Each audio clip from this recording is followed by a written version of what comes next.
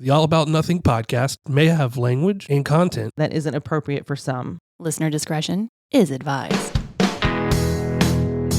Welcome, Nothingers, to the All About Nothing podcast. This is episode number 248. I am Barrett Gruber, and I am co-hostless today because, I can't give out a whole lot of information because I don't know at this point, by the time this episode drops, what it is that Zach has actually put out there in public. But as most of you know, his wife was pregnant with twins. And I don't want to give it all away without any details, but I'll just say they had two babies. So he is on paternity leave until he returns. My replacement, Bill, or his replacement, Bill, is not here because Bill's sister is also giving birth. So we will have Bill back soon. Please subscribe and share the show. That's how we get new listeners. Also, please consider supporting the show financially by visiting theallaboutnothing.com and becoming an official member and proudly calling yourself a true nothinger. We will have more details on that at the end of the show. And if you can't do that, please give us a 5-star review, a like, and follow us across social media. You can find links at theallaboutnothing.com. Want you to make sure to check out ZJZ Designs, whether you're looking for a perfect graphic tee to show off your style or something unique to wear on any occasion. ZJZ Designs has you covered. From bold designs to creative prints, they offer a range of apparel that's all about making a statement. And if you love standing out in a crowd, check out their collection today, ZJZDesigns.com. Trust me, you don't want to miss what they have in store. ZJZ Designs, it's where fashion meets fun, no matter the season. Big thanks to Mr. Donald Brock Jr., coordinator of the 2025 Soda City Comic Con, the 2025 Coastal Comic Con, and the 2025 Boardwalk Comic Con in Myrtle Beach, South Carolina. The 2025 Soda City Comic Con is coming up August 23rd and 24th at the Columbia Metropolitan Convention Center. Details can be found by visiting sodacitycomiccon.com.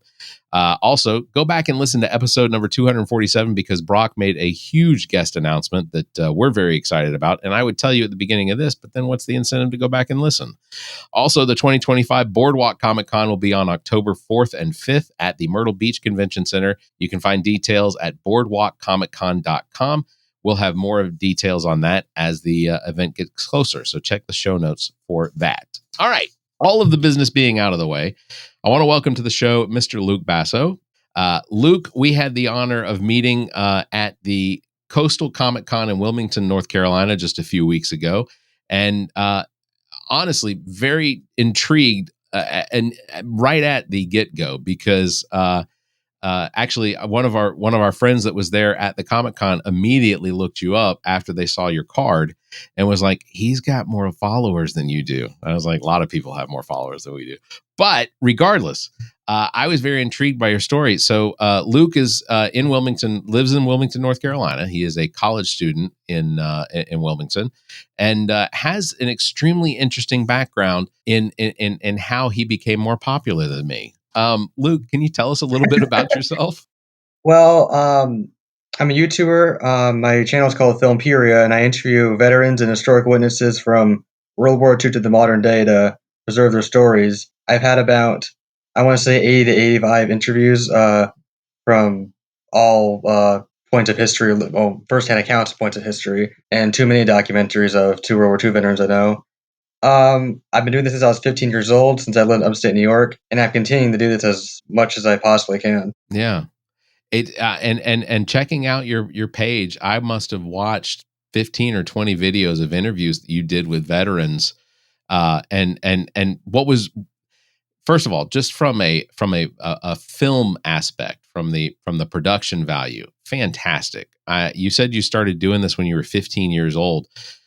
What was your inspiration behind starting this whole project, which basically is become like a lifestyle? What was your inspiration? Well, I've always liked history, especially military and political history growing up.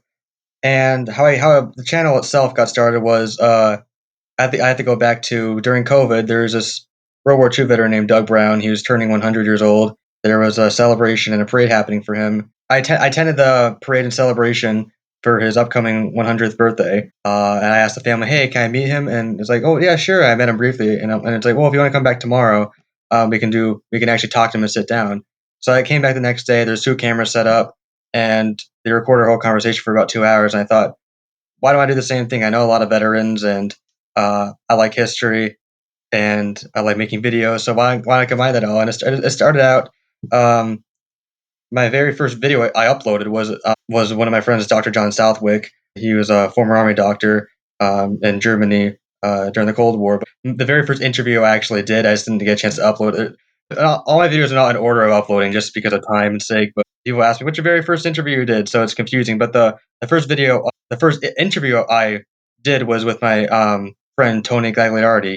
He's passed away recently, but he was at Iwo Jima in Okinawa, and he was also the first mini documentary I did. And sorry, what was your question? Just your inspiration. Like, what was it? Yeah, just always liking history and military history, knowing a lot of veterans, and I got started through that World War II veteran Doug Brown.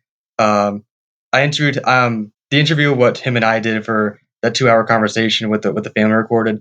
That was not part of my channel, but that got me started with my with the idea of my channel. And about 2 years later, I interviewed him like officially for my channel, and at that point, I knew what I was doing. And he was 102 then. I don't know if he's still alive or not. I Goodness. think he is because I haven't heard he passed away. So he'll be 105 this year if he is still alive. That's amazing. That's amazing. Did you have any sort of background in journalism or like from earlier before? Did you have any like filmmaking? Was that something you were interested in even like before the age of Um, 15? no, just making videos. Really, I made a few videos before and made videos with my friends, but no real experience, not at all. Just one thing led to another, and here I am now. Yeah. It's extremely intriguing, because I have a lot of friends that are either currently active military or are on the verge of retirement, having served either in Iraq or Afghanistan. Like they have been in war situations over the last 20 years between those two wars, and they have either retired or on the verge of retiring, and they're like my age, and I just turned 46. So it's interesting hearing their stories and then also seeing the interviews that you conducted where their stories are different from a technological standpoint, but just the battles that they fought in. The Afghanistan is absolutely an extremely unique environment when it comes to having to fight a ground war, from the perspective of it's extremely mountainous, roads going in and out, and when they were fighting ISIS in Iraq, and then they were fighting the Taliban in Afghanistan, it was the driving on what was an established road became a trap. There were so many different situations, and I've heard several different stories that they've told just on what would have been considered just a routine assignment to go out and retrieve something and bring it back to the base. How did you develop the skills to conduct the interviews and create these mini documentaries that you've created on your YouTube page? Well, I've only had too many documentaries just because they take too long to make. Sure. Um, They're it was they're a mix really of. good. They are Oh, thank really, you. really I good. appreciate that. Thank you. Um, just mixing old war footage, music, and their experience from their point of view, and combining all together, we get a around 15-20 minute documentary about their World War II experience. The first one was I mentioned Tony, he was in the Navy during Iwo Jima and Okinawa, and then another one is John Agia, who was in the Western Front during World War II. He was in France and Germany, and that was a really emotional interview. He was crying through the interview. And he goes into detail how graphic the battles he took part of. It was a really emotional interview, and I'd say that probably is my most emotional one. He was crying, and he remembers it as it was yesterday, and after 80 years, it still haunts him to this day. Yeah. I think that's one of the unique things about the stories that I like I said, even my friends that are of retirement age from the military, is just the experiences that they went through, the people that they were in units with that they lost, or the scars of the battles they were in. They continue to through everything they relive these situations, and to go and have that documented, I think would be such an honor for them. The service that you're doing, not only just for them as individuals, but for veterans as a whole, is as I'm inspired by it. our podcast, we did a sit-down interview with two veterans of the Iraqi War and Afghanistan, as well as this was several years ago. This was actually just after things finally got settled. I want to say it was 2022. But we did a 4th of July episode to honor veterans, and we also had a therapist that that did therapy for veterans out of the university here at South Carolina, and so it was an interesting conversation to have between the two of them, who were not in the same unit but did have very similar stories and very similar losses and things like that, and then the perspective of a therapist from a post-war, the veteran side of it, to be able to give an idea of how she helps those veterans work through those things. What's been some of the most powerful or emotional stories that you've heard from your interviews? Well, our Vietnam veterans, they never really got a welcome home. A lot of them were spat on or called baby killer or beaten up. And with Vietnam, getting Vietnam veterans to talk, which I understand 100% why it's harder for them, but getting them to open up is really emotional. This is the first time they ever talked about it a lot publicly after 50 years. They were shamed after they came home for a. It was just just the way they talk and the way they describe it, and you can tell just how different it was than these World War II veterans or let's say war in Iraq veterans. Um, these Vietnam veterans, a lot of them got Agent Orange. A lot of them, some of them became homeless. I haven't interviewed any homeless veterans, but I've met a lot of homeless veterans, Yeah, veterans who were homeless. Um, Vietnam was way different. Not just the warfare. There's a lot of politics involved. There was the home front, like I mentioned when they came home, and a lot of them are hesitant that when I say, "Do you want to talk about your time in Vietnam for historical reasons?" They understand why I'm doing it. They just don't want to, which I understand completely. But most World War II guys, they say yes. Almost all of them say yes. Along with other veterans, the more recent veterans I get, they say no because it's so recent. But Vietnam veterans are always the one that most of them, almost not almost all of them, but I'd say about half the ones I meet say no, which I understand completely why. yeah, So it's really emotional hearing, not just when I interview, when I talk to them, like when I'm, well, let's say I meet one um, at a restaurant or something, or if I run into one just doing my daily thing and talking to them, and um, saying welcome home to them means the world to them because I never got that. yeah. Um, do you, yeah. do you have any how, like, what is your approach to making that initial contact with a veteran, whether it's Vietnam or World War II or Iraq or Afghanistan? How do you go about the process of actually, like, finding a veteran that or reaching out to someone to have their story documented? When I first started, it was really hard. I didn't know where to start. I knew that I just started with the veterans I knew, and I didn't know. I just asked everyone, "Hey, do you know anyone I can interview?" And then some of them would say yes, all of them would say no.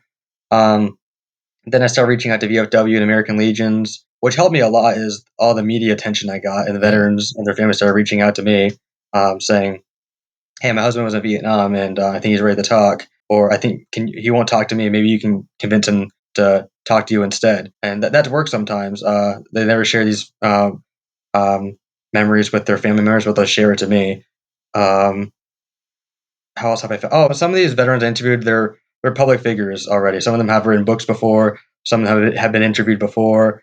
Some of them are known for other things, just other public work. yeah, So it's easy to reach out to them. Now with World War II and Korean War veterans, World War II veterans they're all born in the 20s, so most of them are around 100 years old. So they're rare to find, but when you do find one, they stick out because people are always thanking for the service and praising them and giving them special attention. Korean War veterans as well, they're getting older too, and they're called.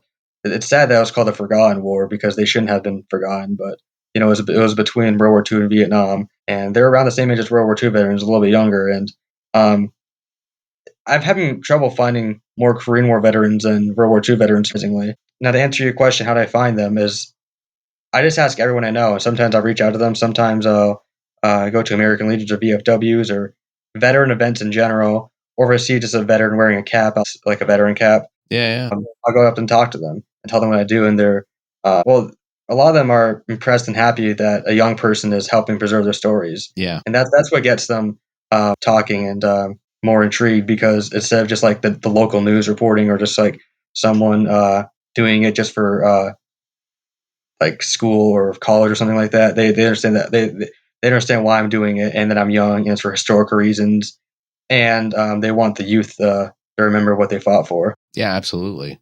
I like I said, and I know I keep going back to this, but it's incredible to me and inspiring, the just from the perspective of, you know, you're obviously not doing this for fame. You're not doing it to make $1 on YouTube. You're doing this to preserve those stories. Yeah, And I want to just remind everybody, please go check out the YouTube page. thank Go you. watch the videos, because they're first of all, so from the perspective of someone that produces and engineers video and audio, I, fantastic work. So from the technical aspect, it's really, really good work that you've done. And I think that's amazing. But just from the perspective of the stories that you're getting to basically get out there into the ethos, so that they can always be viewed. These aren't things that will be forgotten. These individuals that you've interviewed, they won't be forgotten, because you've done them the service of getting them on, recording. And I'm inspired by that. I think that's fantastic. Well, thank you. um have any of your interviews changed the way you view history or war, or military service? Yes. A lot of the stuff I've watching. Well, for example, watching movies or documentaries, or learning about it uh, when I was younger, throughout school, or I don't really read books, but sometimes I like. But back then, I read the few history books I have read. I just don't read books. Yeah, I that's all just right. don't. Plenty of people on this show don't read. Or sometimes I watch like in-depth YouTube videos about battles during World War II, or like just history videos, or just other historical videos. Just hearing it from their point of view, it's different, because they didn't know it was history. They didn't know, they're living in the moment, just trying to live, Yeah, make sure that they'd survive till the next day. They didn't know the outcome. They didn't know. A lot of them didn't know. I don't want to say what they're fighting for, or why they're fighting, but they were just in the moment. They didn't know the context of what's happening. They didn't know if they're going to win or lose. They didn't know. They just wanted to make sure that they were going to survive until the next day, win the war, come out alive with their friends, and it was like I said, it was in the moment thing, and you can question, go like, oh, why didn't General Blank do this, or why didn't this unit do this? Well, they didn't know. They didn't have the knowledge at the time. You can look back on history. It's like, oh, what if this happened, or why didn't this happen? Well, they just didn't have the knowledge. It was in the moment. Like, what would you and I do if we were in their situation? Probably exactly what they did as well. yeah. Um, how Yeah. they I'd send in drones. I wouldn't, I would, I think, because that's the impression I get now, is that everything is yeah, nowadays, 80 everything's years drones. ago, that was Do you, in your interviewing of veterans from World War II to the Korean War, and then on to the wars, the more recent ones, with Vietnam and Afghanistan and Iraq, do you see a difference in some of the ways that maybe their stories are told, based on, what technology they had, or information that was available to them? Just like we're talking now, like, World War II, you had, I think what I see from documentaries and videos and such that I see, like, on the internet, it seems like the information that was provided in World War II to the soldiers on the ground, or that made its way down to the soldiers on the ground, was based on, spy information, or that it was in some cases it was out of a newspaper clip. Like, I remember seeing a documentary where they were talking about, before Normandy, that some of the British and American intelligence came from news articles that came out of German newspapers about troop movements, basically letting people know in France how to prepare for, Germans coming through their town. Did you see any? Do you recognize any sort of difference in the way some of the stories are told between from World War II all the way up through current wars? Well, for the I guess the political aspect of it, um, back then, there wasn't any technology, so you didn't really like these veterans who fought in Iraq. A lot of them questioned why they were there. Even the ones who were in Vietnam, they questioned why they were there too, even though there wasn't necessarily like modern technology during the Vietnam War. Um, the news was covering it constantly, and there was a massive home front movement to bring the troops home. And the political aspect comparing World War II veterans and Vietnam veterans is way different. The information that World War II veterans, well, they're fighting for two different causes, but um, and during World War II, newspapers and like espionage through like double agents or radio or um, newsreels at the movie theater. That's the information you got. You had no other way of getting it, or the only information you got is from the news and your government. As time progressed, you would get independent sources or the internet as the last um, two conflicts in Iraq and Afghanistan. And yeah, for the political aspect, it's changed a lot throughout time. And for the actual fighting, yeah, it's pretty different. We're not necessarily in Iraq and Afghanistan. At least the last part, the first part of Iraq. Yeah, we're fighting uniforms on uniforms, but it turned into guerrilla warfare in Afghanistan and Iraq. Same in Vietnam. Yeah, the NBA had uniforms, but the Viet Cong did not have uniforms. In Korean World War II, the enemies had uniforms. So it's different styles of warfare. We have guerrilla warfare and the more recent conflicts, and now and back then it was armies fighting armies. And well, okay, we'll use terrain for example, which Vietnam was mostly jungle warfare. Yeah. World War II was all sorts of different warfare. Iraq and Afghanistan was deserts and mountains. The way they fought was so different. Yeah, absolutely. Um, how do the veterans and their families typically react to seeing their stories shared through your YouTube channel? Well, they're pretty grateful that they get a voice, and the families are even more grateful because this is the first time they ever talked about it for some of them, and probably the only time they'll ever get on recording, and especially all at once. They might hear stories throughout the years of um, like one time at dinner or something like that, or they might just randomly. They never heard everything all at once, so they're very grateful that I can get it all within 2 hours or an hour of just talking to them, and it's there forever. Yeah. And they're extremely grateful. So are the veterans too, because they can. So a lot of them share with their friends um, instead of they don't have to repeat it over and over again. They can just share it out and say, "This is what I did," and they're very happy that they can share their voice, even if it was hard for them to talk about. Yeah.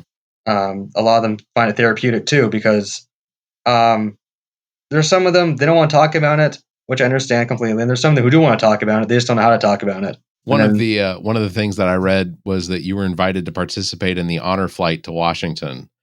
yes, yeah, How, that was my junior year of high school. what was that Um, experience like? That was amazing. I'll remember that forever. That was my junior year of high school, and I lived in upstate New York. And I was invited as a special guest on the honor flight because of all my work with veterans. And we got to see all the memorials, and the whole day was honoring these veterans and what they'd done for our country. Yeah. Um, Going around Washington D.C., they really felt grateful. They really felt honored and respected, and what they fought for really meant something. So, and I was happy to be with these group of veterans throughout the entire day. How did that come about? How did you wind up working your way onto that experience? In upstate New York, I stay in every area and county is different how they operate honor flights. But where I used to live in Clinton County in upstate New York, they had honor flight ceremonies 4 times a year. Okay. And where I live now, they only have one honor flight a year. But where I used to live, they have four. But I would go to every single ceremony, so I got to meet the people and talk to them. And then a lot of the veterans I interviewed were going on there or had some sort of involvement. Plus, the media attention I've gotten helped me a lot through my YouTube channel and getting on the honor flight. Yeah. And plus, other people pull strings for me to get on there too. He was like, "All right, let's get this kid on the honor flight. Let's get him on there." So that helped too. It's got to be a pretty amazing experience. Um, did when we met, did I understand correctly that you also got to be in audience for the Normandy anniversary? Yes, I was at the 80th anniversary D-Day. I skipped my high school graduation to go there. Um, now, here's the thing. A lot of people say, "Why would you do that?" Well, I was only at that high school for 1 year, so I didn't really. Yeah. So yeah, so if this was the school I was at to before, that would have meant more. But they graduate at a different time. They graduate like a few weeks later. So I just went I went to that one to it not to just to see it. But my senior year of high school, I went to Ashley High School in Wilmington, North Carolina, and I skipped that to go to the anniversary D-Day. Yeah, it was sad because I didn't get to have an actual graduation, but I'd rather be at the last. This was the last major anniversary D-Day they'll probably ever have Yeah. because most of these World War II veterans are 100 years old, and they do the major ones every 5 years. So there might be like a dozen of them uh, the next time they do this. Not And, even maybe and the one we're talking about was the one that was just, what was this back? This was in 2020, June. it was June. just this past June in Yes. 2024. Yeah. You got to hear President Biden. Did Biden speak at that? I can't remember. No. Here's the thing. Special dignitaries were at that one, that particular speeches, and like those particular speeches, and where the dignitaries were. I was not there on that day. Only Oh, certain okay. people were allowed. But I was at Gold Beach. Okay. Where the British landed, if I am correct. Someone's going to fact check me on that probably, That's but okay. That, if I remember correctly, that was Gold Beach where the British landed, and that's where I spent the day. And then the very next day, I went to Omaha Beach, where it was more accessible for throughout anyone. Just for that, the actual day of the anniversary was packed crowded from dignitaries from all around the world. yeah. One of the cool things about that, where the British actually landed, not the Americans, because Americans were at Omaha. But on the British side, one of the things that I thought was really cool was there's a program that I watch from that's British television that is called Richard Hammond's Workshop. And he has Richard Hammond, of course, for years and years was a host or a presenter for Top Gear. And one of the things that he's done now post Top Gear, post Amazon Grand Tour, is that he has this workshop that they do a documentary about, sort of a documentary style television program for. And one of the things they do is they restore old vehicles. Well, they restored the Rolls Royce that Churchill drove on the beach.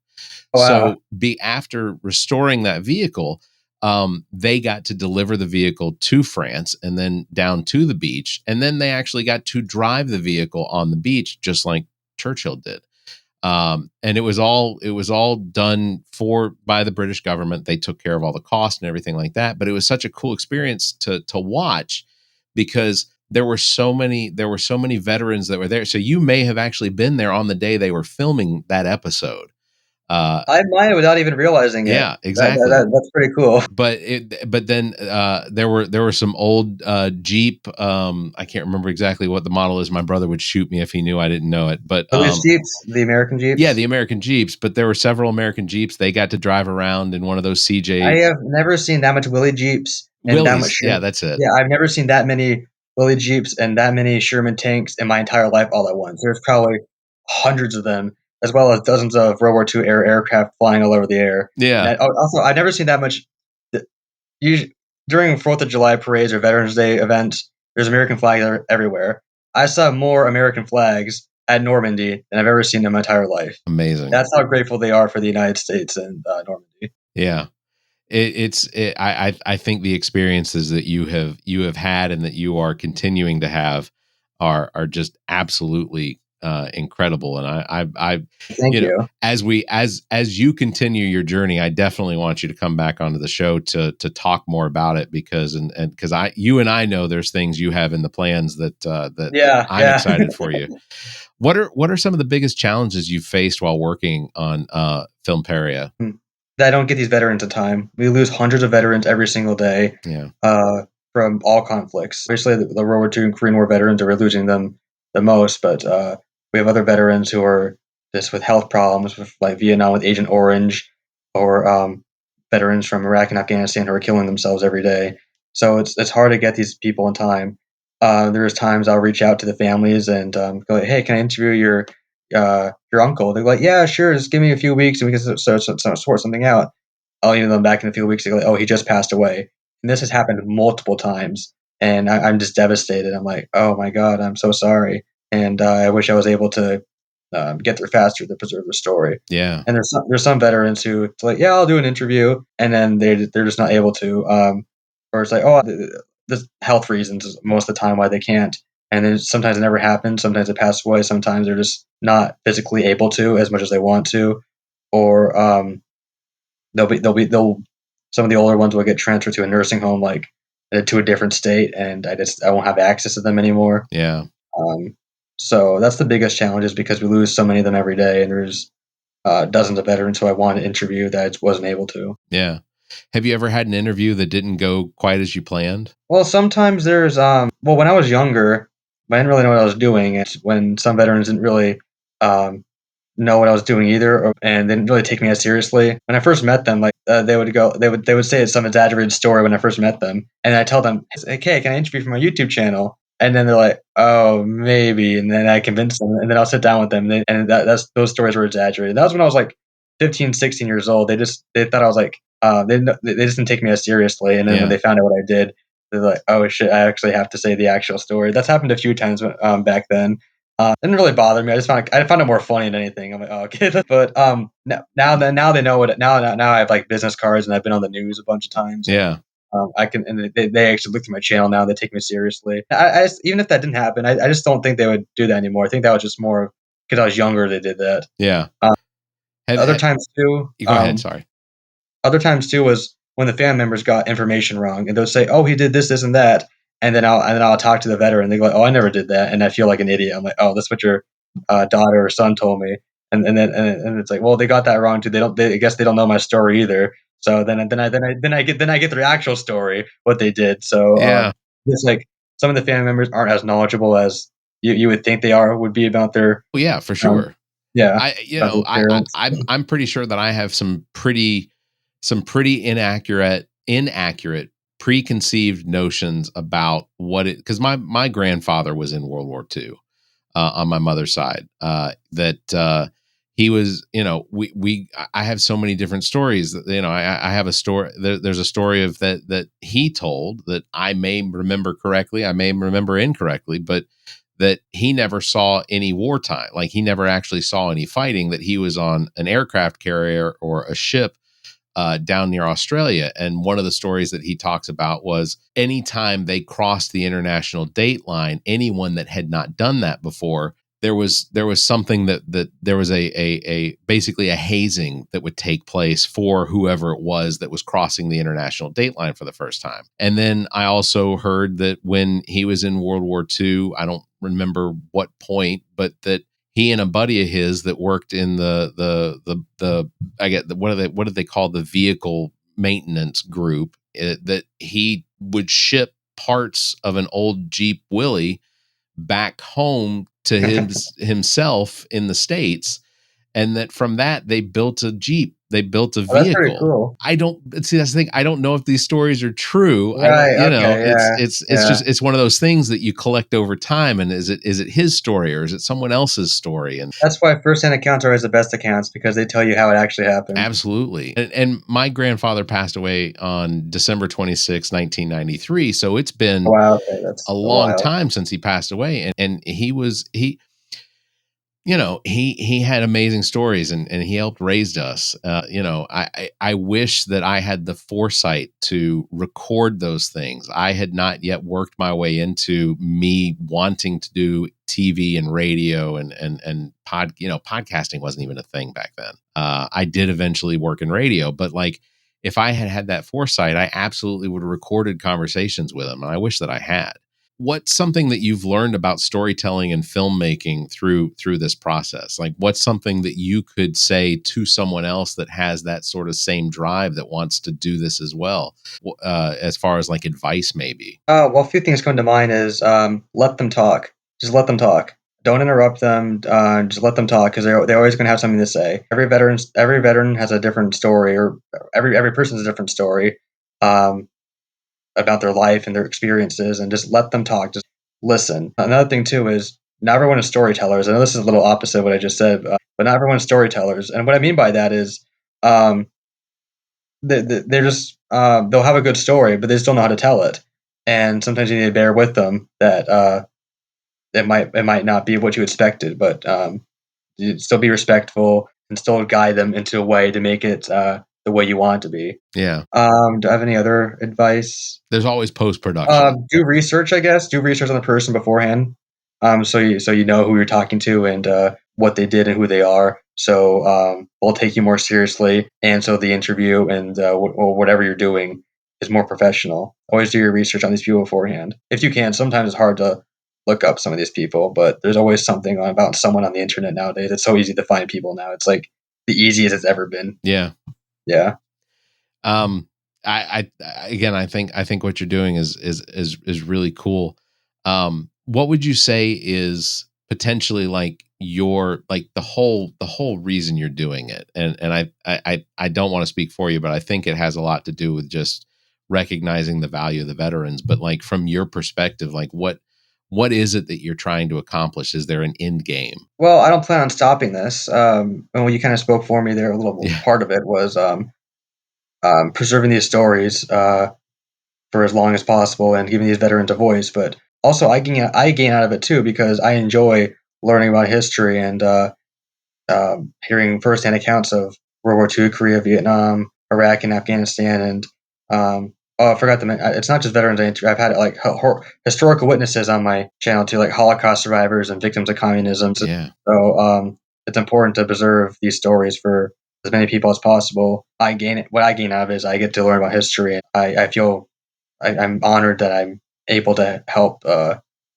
these veterans share these stories and other historical witnesses. Uh, talk about their experiences for sometimes the very first time. You are currently a student. It's Cape Fear Community College, Yeah. correct?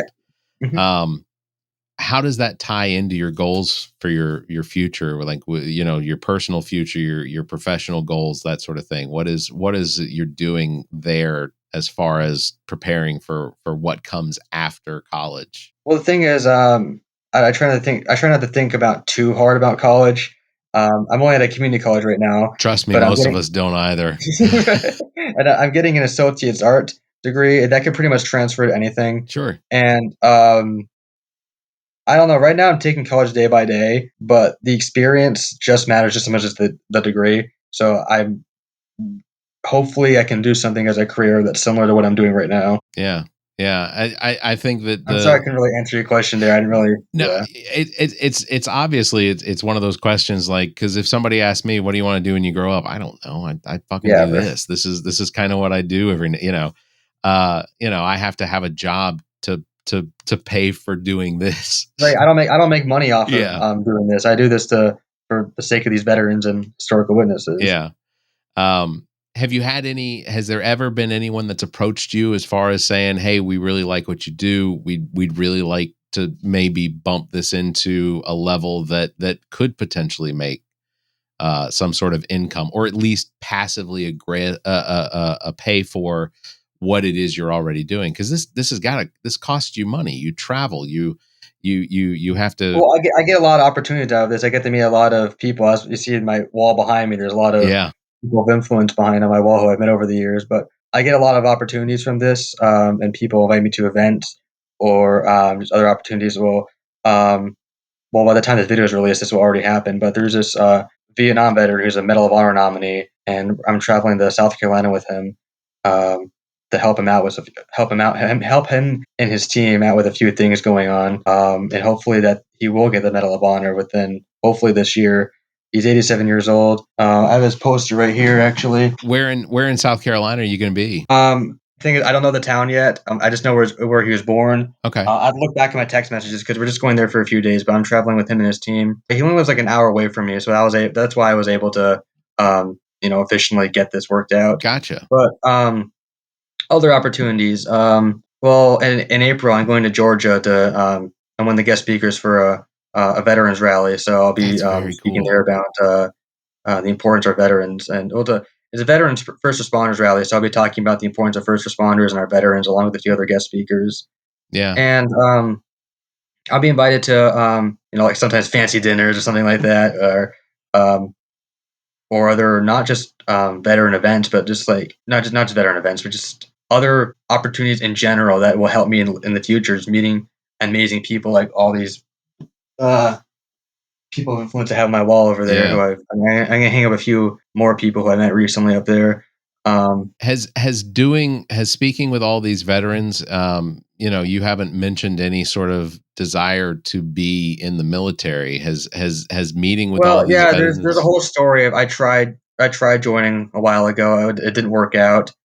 That's a whole story for another time, and I don't Sure. remember all the details, But it was um, something you were interested yeah, in yeah, oh, doing. yeah, it Yeah. was, yes, and that was actually a little bit right after I got started on this, and I tried joining back in upstate New York. I tried joining a few different branches, a few different branches. It didn't work out, and I'm a little upset about it. But I don't want to say everything happens for a reason. But if I joined, I wouldn't have been able to do everything I'm doing right now. That's what I was going to say is the effect that you're having now is likely greater than any effect you would have had as an active military service member. Even if I was in the reserves or anything like that, Yeah. or like, I don't think I would still would have the opportunities that I have right now.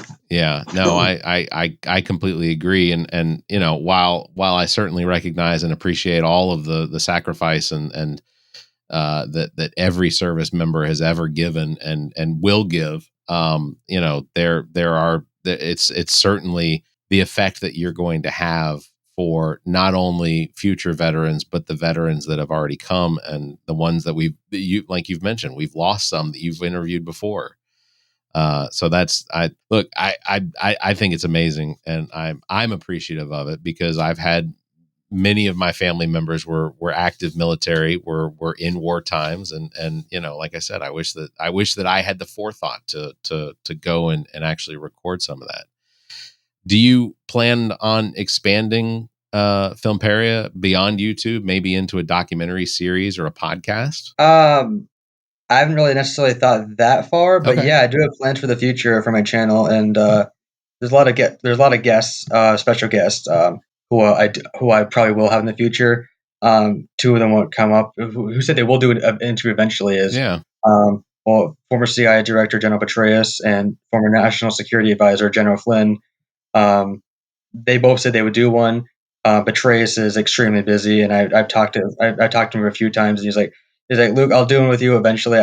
I have a few pages of events and other obligations I got to do first. And just build up your channel in the meantime, and I'll do an interview with you eventually. That's very cool. General Flynn said he said he'll do one. I have to go through his PR team and organize all the complicated stuff there. Yeah, no doubt. Yeah. And ultimately, Flynn's looking to be on television anytime he can. I know that. That's Mike Flynn. Yeah, no, he definitely served his country. You know, that's. I'll just move on. I Well, have. politics. No, he's a really nice guy. Yeah, I yeah, like talking to him, and yeah. I Politics try to stay, aside, I I think. try to stay. Try to stay politically neutral. There's people on who are both Democrats and Republicans I'm Well, yeah, interviewing, and absolutely. I don't drag politics into this. These people serve their country, and they deserve to have a voice, and I want to talk to them. Yeah. Doesn't matter. Petraeus is a Democrat, Flynn's a Republican. Why does that matter? It shouldn't. No, you're Yeah. absolutely right. It shouldn't. And ultimately, I think that I don't think any service member. I think for the most part, most service members don't join the military because they have aspirations of some political life after the fact. It's No, they not. do it because they love their country. Yeah, absolutely. During World War II, when Pearl Harbor was bombed, they joined to defend their country. When 9/11 happened, a lot of them joined. That was yeah, you know what I'm talking Yeah, about. absolutely. It was a huge uptick in because I'm sure you remember that. I I wasn't even a thought I then. was gonna say no. I was gonna say being only 20 years old, it had happened, you know, 3 or 4 years before you were born, and you know, that's one of those interesting topics that doesn't get to come up with a lot of our guests when it comes to the perspective of 9/11. Like, you grew up in a post 9/11 world, and I guess technically I grew up into and then after a 9/11 world. But like, I've told the story before, that one of the things that I remember, because I moved to Columbia. I actually moved into my apartment 8 days before 9/11 occurred. No, I'm sorry, Wow. 10 days before 9/11 occurred. So I had lived in Columbia for about 6 months, uh, moving back and forth between Columbia and Atlanta. And I remember the night, that Tuesday evening, we were standing outside of a pool hall where we'd go every Tuesday because they had, I don't know, it was half price drinks or something like that. And I remember standing outside and looking up at the sky and not seeing a single plane in the sky, and just that odd silence. That, That sounds really eerie. yeah, it was weird. And then out of nowhere, you'd have two two fighter groups of F-18s come flying through the skies because they were flying up and down the coast monitoring for any potential other attacks. And it was like that for probably, I want to say it was like that for maybe 2 weeks or so.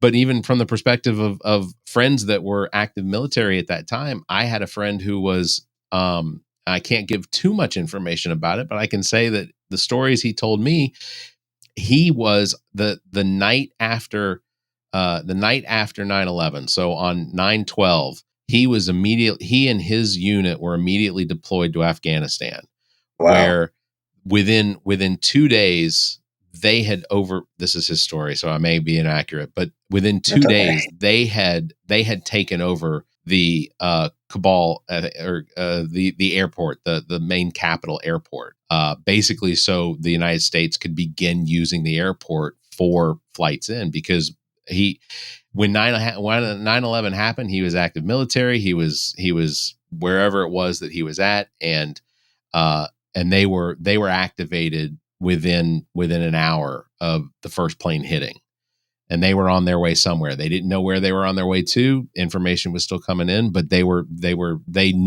on a plane on their way. And so those are the kind of, and he lives in Wilmington. I could potentially get you in touch with him if that's Yeah, please yeah. do. I, Yeah, I will reach out to him and see if that's something I can get. But yeah, appreciate that.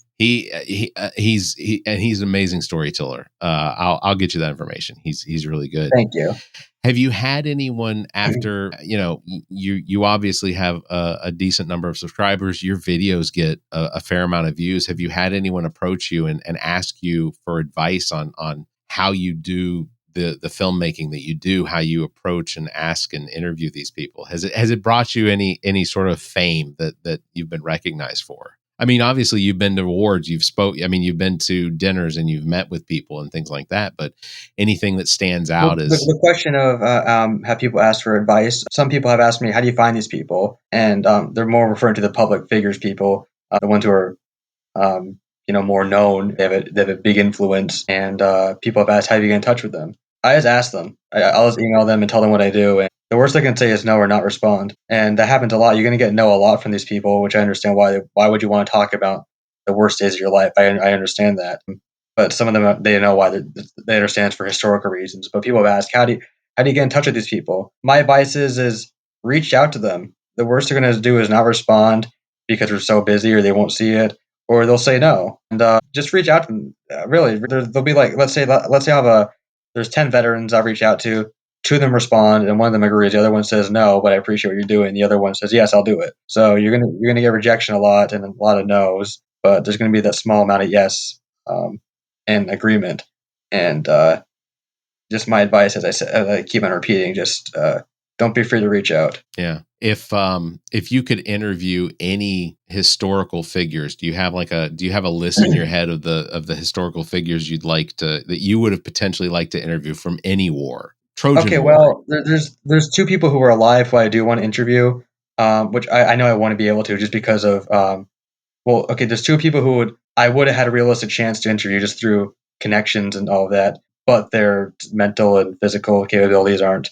They're not public, and they're just not they're not doing interviews anymore for private reasons. One of them is General Kalugin. He's a former KGB general who he lives in the United States now after the Soviet Union fell. I would love to interview him.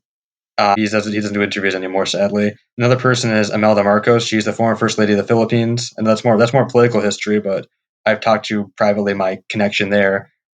She's just inaccessible now, just completely inaccessible. Another not a group of people. Well, I consider to be a group of people. Obviously, I interviewed a lot of Allied veterans. I do want to hear the other side. If I can find a German or Japanese veteran, I would love to interview them. I'm sure that's well, I know that's hard to find. They're almost impossible to. World War II veterans alone are hard enough to find. Finding a German or Japanese veteran who, uh, they've been shamed for what they've done, and they're on the losing side, and they're the bad guys. They don't really want to talk about it, but the ones who have been interviewed, I've seen online. They understand. They understand for historical reasons, and they were just there. A lot of them were just forced to do it. But my point is, I want to hear the other side too. Yeah. I've talked to very few people who are on the opposing side. Someone else I interviewed who used to be our front of me is former KGB agent Jack Barsky, who's he's on our side now. Don't worry, but What is our side? I can't pinpoint what our side is currently. So, I honestly, I look at it this way, that for every war, there are millions of individual stories, yes, and those, and it's history. It actually yeah, happened. It doesn't matter who's good or bad. right, I want to hear all sides of history. And yes, I do. Even I wanted to interview, like I said, German, Japanese, or even the Soviets on our side. They have a completely different point of view of World War II. I don't know any Soviet World War II veterans. I don't know any German. I met a Hitler Youth member, former Hitler Youth member. She passed away though, and she didn't. She wasn't with enough to do uh, a video interview for my channel, but I would still talk to her occasionally when I'd see her. She was still with it enough to understand what was going on there, but I didn't want to put a camera in front of her face when she was already confused enough. But sure. um, That's um, amazing though. yeah, that's It's incredible to look back, because you mentioned Hitler well. Youth. And remember, it's not. It wasn't her fault. You got to understand. Sure. People got to Yeah. understand. This wasn't her fault. She was about 8 years old. Her father was a German police officer, and she was indoctrinated to believe in the Third Reich. Yeah. This wasn't her fault. These people were brainwashed. The people who were around my age. I'm not saying yeah, a lot. There's a lot of bad Germans out there and Nazis out there, but there's still a lot of them out there who were forced to do this, or they were brainwashed completely. And it's history. It actually happened. It's important that we understand both sides of history. Yeah. No, and I think that's one of the things about history, is if you don't know what happened in history, you're doomed to repeat the same thing. I mean, we have, there are people in this not in this, I'm sorry, there are people on this planet that are brainwashed now to believe Yes. what isn't true, in order to push their agenda Yeah, we need further to understand along. all that. The United States, we've done countless of horrible Hundreds. acts throughout history, Yeah. but it's important that we are aware of that. Yeah. We need to know what actually happened. It can't just be a one-sided thing. History is violent, and a lot of times both sides can be just as bad as another. Yeah. Not always, but there's times where it can just be bad guys versus bad guys. It's not always good guys versus bad guys. Yeah. Outside of journalism and filmmaking, what are some of your other personal interests and hobbies? Well, I have a list of things I'm doing on my schedule. So, I have a lot of things going on, a lot of things, but I enjoy them. Even though college is the one thing that's slowing me down. I still make. I look. Don't come to me for any advice about college. I am still not a graduate after nearly, how, 46. So after 26 years, I'm still not a graduate. So That's okay. College isn't for everyone. that is correct. That is correct. And as long as college is expensive as it is, it shouldn't be for everyone. Yeah, there's a lot of things you can do without college. It just Yeah. for certain people, like what I'm not just for me, just like if you want to be a doctor or a lawyer, you need college. For me, yeah, a degree is going to make me look a lot better, and I'm still going to get experience from there, even though I already have the experience from outside of college, um, other aspects. But the degree will make me look better. I'm still going to go to college regardless. I'm too invested into it to pull out right now. So. Right. Yeah. Yeah, no, I get that. I think one of the other things that I wanted to ask you about, and this is not, for me, this isn't a political topic, but it is something I think that is important. It's something that I have dredged on about for years. Is you mentioned the homeless situation, the lack of when it comes to veterans and things like, or I guess one of the things that I think that from the perspective of being in the United States being the richest country on the planet, that if you could focus in on any one specific issue for veterans, what would that be for you? Well, there's a lot of issues they suffer from: PTSD to homelessness to drugs, alcohol, um, as well as physical, mental issues what they've gotten from their service, their years of service. So that's a hard question to answer because when the veterans transitioning from military life to civilian life, they're two different worlds completely, and that's a hard question to answer if you're making me choose to pick one between all those aspects that are affecting them every single day. That's hard because they all should be fixed, which is that's not possible, but it's these veterans have done so much for our country, and then they come home to having daily struggles of having nightmares, remembering their best friend dying right in front of them, or um, having Agent Orange from Vietnam, or some of them will have still metal in their bodies from like a grenade going off. Yeah. Overall, just veteran health and recognition. I think it sounds like that's something that's important to you. Yeah, it Um, is. It is.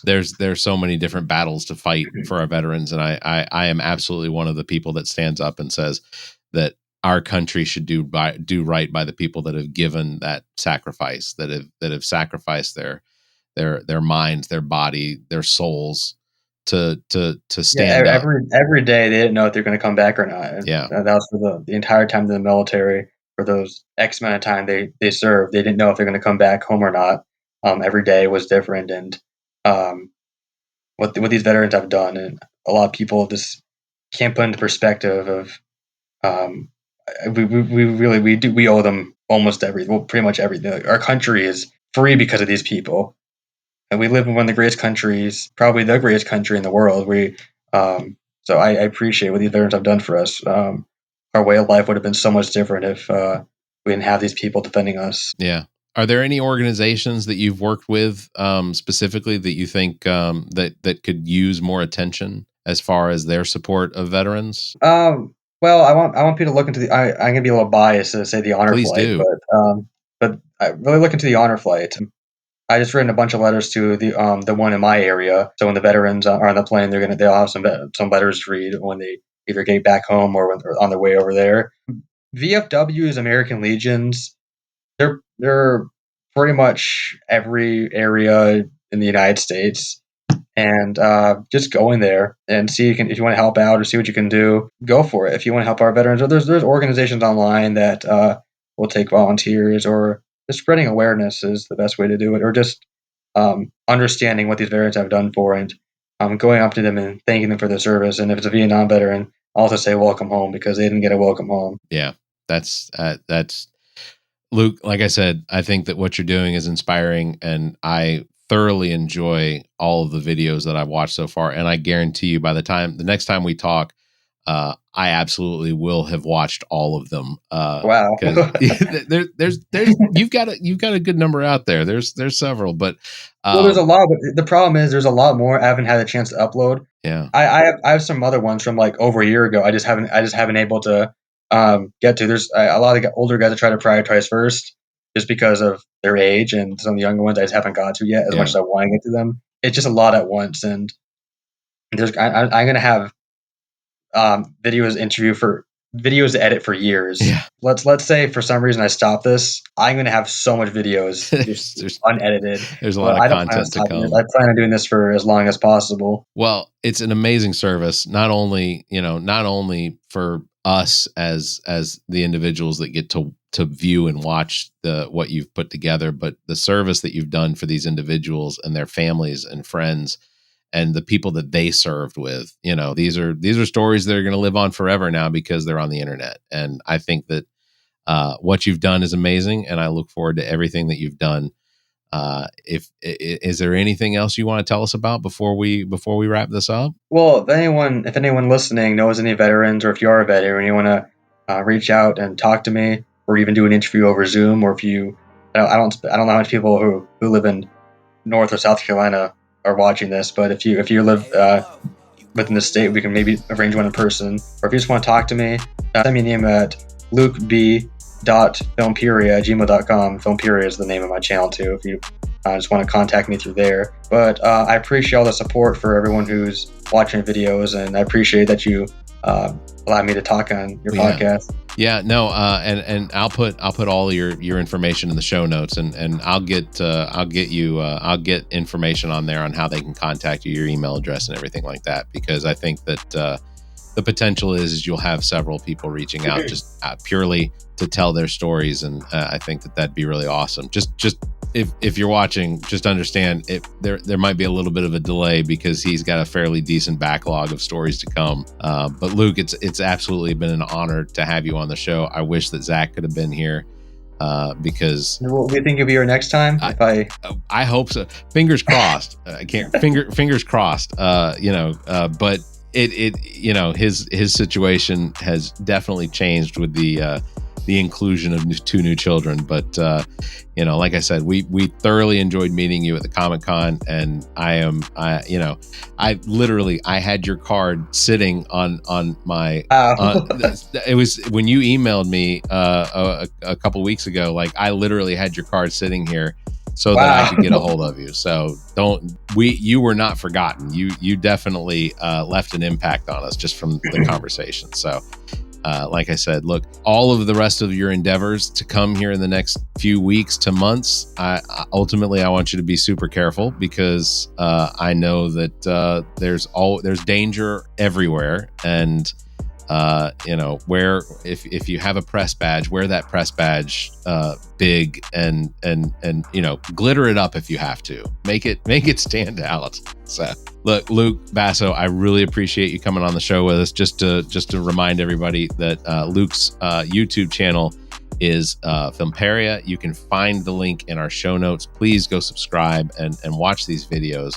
Listen to these stories. The combination of the individuals that he's interviewed, as well as the accompaniment of news reels and things like that from the wars.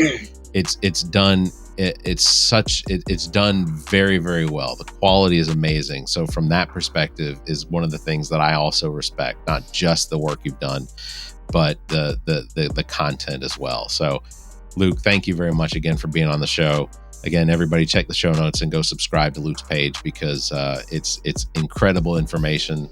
And just, I don't know, it's inspiring. That's the word I keep coming back to, is inspiring. Thank you very much, Luke. Thank you for having me. Yeah, absolutely. That's going to wrap it up for episode number 248. Thank you again, Luke, for being on the show with me. Links to past episodes, podcast platforms, merchandise, and social media are available at our website, theallaboutnothing.com. And if you think our financial model of giving away free content and entertainment is silly and you're in the giving mood, why not become an official Nothinger and support the show? Members get early access to this episode as well as exclusive content. Visit members.theallaboutnothing.com, or you can find a link on our webpage. You can also give us a one-time donation through the same link. If you'd like to be a part of the show, you can call and leave us a message, 803-672-0533, or you can email the show at theallaboutnothing.com.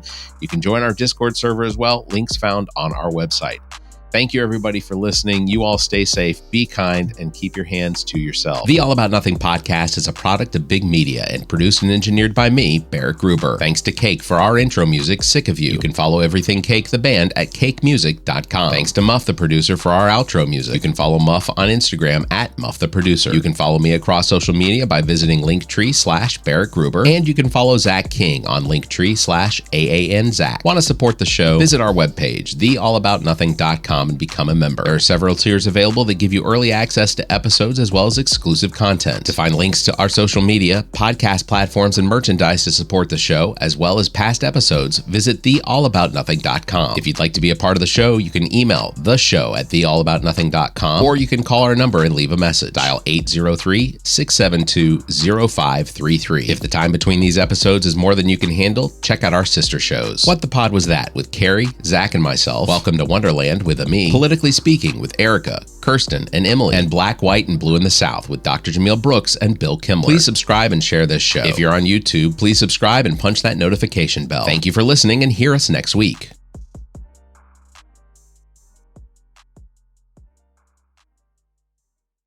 The preceding podcast is a product of Big Media, LLC, and is copyright 2025, all rights reserved.